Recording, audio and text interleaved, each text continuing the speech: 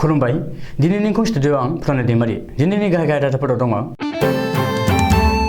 गलाघाटआव गंसे पिस्तलजों लोगोसे सासे बर' लाइमोन हमजादों। गोजौ बिजिरसालिनि बिथोन बादियै गुवाहाटी CJM कर्टनिफ्राय गिबि मन्थ्रि डक्टर हेमन्त बिश्व शर्माया एसे रेहाय मोनबाय। दांथल नोलोबारियाव गोमानाय बोलेरो पिकआप गारिखौ उल्टापानि हाग्रामायाव मोनबाय। बेंथल फरायसालिमायाव 22थि कलेज उइकआ बृहस्पतिबारनिफ्राय जागायबाय। थामथि मुलुग दावहा जायोब्ला निउक्लियार बम बाहायगोन होननानै रासियाया नाट'खौ हुमखि होदों। दानिया फैदो आबुं रादाबाव।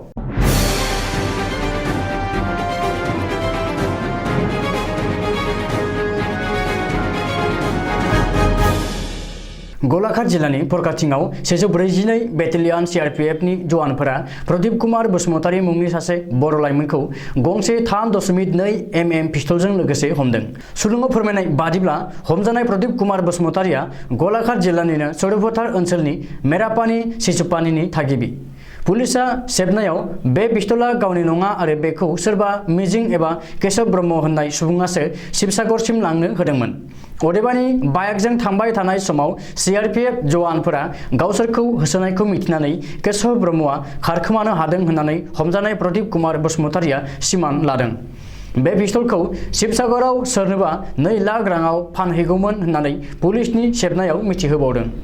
आथिखालाव गलाघाट सदर थानायाव CRPFआ पिस्तलजों लोगोसे प्रदीप कुमार बसुमतारीखौ गथायनानै होबाय होननानै सुलुङाव फोरमायदों। आसामनि गिबि मन्थ्रि डक्टर हेमन्त बिश्व शर्माया आथिखालाव गुवाहाटी CJM कर्टजों सामन खालामजानायनिफ्राय एसे रेहाय मोनबाय। गुवाहाटी गोजौ बिजिरसालियाव क्रिमिनेल आपिल आर'जलाइ होनायनि उनाव गुवाहाटी गोजौ बिजिरसालिनि बिजिरगिरिया मोनसे स्टे अर्डार होदों। मख'नो गोनांदि थांनाय 25 फेब्रुवारि खालि आसामनि गिबि मन्थ्रि डक्टर हेमन्त बिश्व शर्माया गुवाहाटी CJM कर्टआव हियारिं दंमोनब्लाबो आसामाव हादरगिरि रामनाथ क'विन्द फैनायनि थाखाय कर्टआव हाजिर जानो हायाखैमोन। बेनि थाखाय गुवाहाटी CJM कर्टआ डक्टर हेमन्त बिश्व शर्मानि सायाव 2000 रां जुरिमाना फोनांनानै फैगौ 21 मार्चआव बिजिरसालियाव नुजाथिनांगौ होननानै बिथोन होदोंमोन।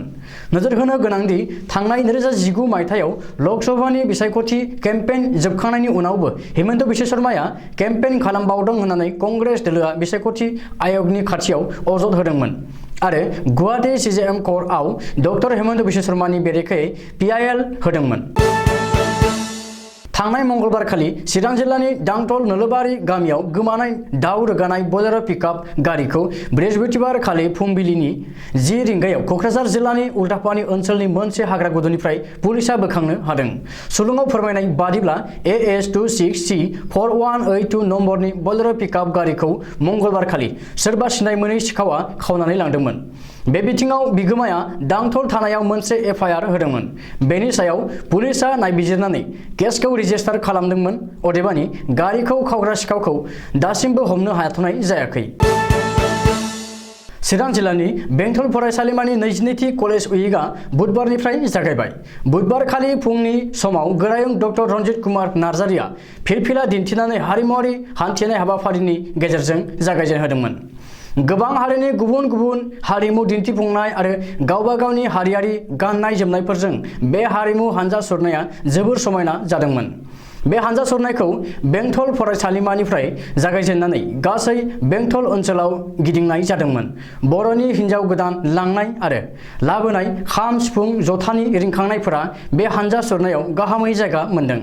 बेनि अनगायैबो राजबंशी सावताली आरो नेपाली हारिनि हारिमुआबो बेरखांदों। मोनफ्रोमबो बिफाननि फरायसाफोरा गावबा गाव आलादा आलादायै हारिमुआरि दिन्थिफुंनायजों बे हानजा सुरनाय हाबाफारियाव बाहागो लादों। आथिखालाव रासिया आरो इउक्रेननि गेजेराव सोलिबाय थानाय दावहाखौ होबथानो नागारै नाट'आ इउक्रेनखौ मदद होनो थाखाय गोबां हाथियारजों लोगोसे फाइकि हानजा दैथायहरनो थांखि लानायखौ रासियाया सुखुनाय मोनाखै। नाट' ग्रुपनि गासै 30 हादर एबा इउर'पीय इउनियनआ गासैबो रासियानि बेरेखायै गसंनानै इउक्रेनखौ मदद होनो थाखाय जानजि खाफ्रादों। बे बिथिङाव रावनिबो हेफाजाब मोनै रासियाया हारसिं जानानै दङ। बेखायनो गोनां जायोब्ला एबा थामथि मुलुग दावहा जामारोब्ला रासियाया परमाणु एबा निउक्लियार बम बाहायनांनो हागौ होननानै साननैसो सिगाङाव रासियानि हादरगिरि व्लादिमिर पुतिना बुंदोंमोन। बृहस्पतिबार खालि रासियानि बायजो हादरारि मन्थ्रियाबो बुंदों दि जुदि नाट' ग्रुपनि हादरफोरा इउक्रेनखौ मदद होनो थाखाय दावहायाव बाहागो लाफायोब्ला रासियाया जेबो गोबाव खालामालाजासे निउक्लियार बम्ब बाहायनो हागौ। मानो होनोब्ला बेनि अनगायै रासियायाव जेबो गुबुन लामा थाहैनाय नङा।